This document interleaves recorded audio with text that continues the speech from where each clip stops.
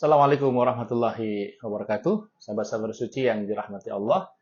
Ada yang bertanya, bagaimana sih rangkaian ibadah umroh itu? Yang pertama, rangkaian ibadah umroh itu diawali atau dimulai dengan niat. Niat ihram di mikot. Maksudnya apa? Yakni niat melaksanakan ibadah umroh dengan mengenakan kain ihram di tempat-tempat yang telah ditentukan. Kalau sahabat sekalian misalnya landingnya di Madinah, setelah beberapa hari menginap di Madinah, lalu kemudian tempat mikotnya itu di Masjid Bir Ali. Setelah kemudian mengambil niat, dengan lafal niat labbaik Allahumma umrotan, maka sejak itu ya sudah terpasang niat dan berlaku larangan-larangan orang ihram. Ya, nanti penjelasan apa itu saja ihram kita bahas belakangan. Nah, setelah melafalkan niat labbaik Allahumma umratan, maka kita menuju ke kota Mekah. Ini kalau dari Madinah, menuju ke kota Mekah, ya, setelah kemudian sampai di Masjidil Haram, apa yang dilakukan? Yang dilakukan adalah yang pertama melaksanakan tawaf. 7 kali putaran, ya.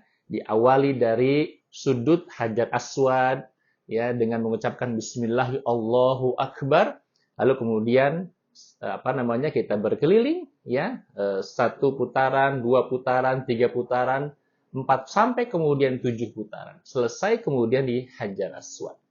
Itu tawaf. Nah, setelah tawaf apa yang harus dilakukan?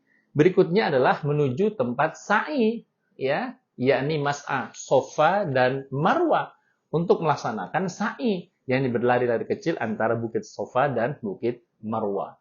Ketika kita mulai dari Safa, itu kemudian menuju ke Marwah, 1 dihitungnya, lalu dari Marwah ke Safa 2, dan seterusnya. Sampai kemudian ke 7.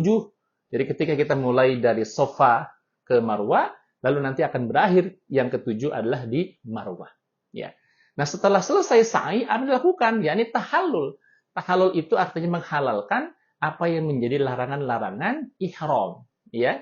Dilakukan dengan menggunting minimal 3 helai rambut.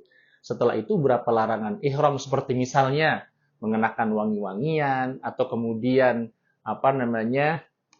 berakad nikah atau kemudian mematahkan pohon, dahan, menggunting kuku dan seterusnya, itu kemudian menjadi boleh kembali. Itu setelah tahallul. Nah, kemudian terakhir itu tertib artinya sesuai dengan urutan mulai dari niat ihram di mikot, lalu kemudian tawaf, lalu kemudian sa'i, setelah itu tahallul, dan yang kelima tertib tadi. Sudah selesai. Itu pelaksanaan ibadah umroh, jadi sangat simpel sekali, ya.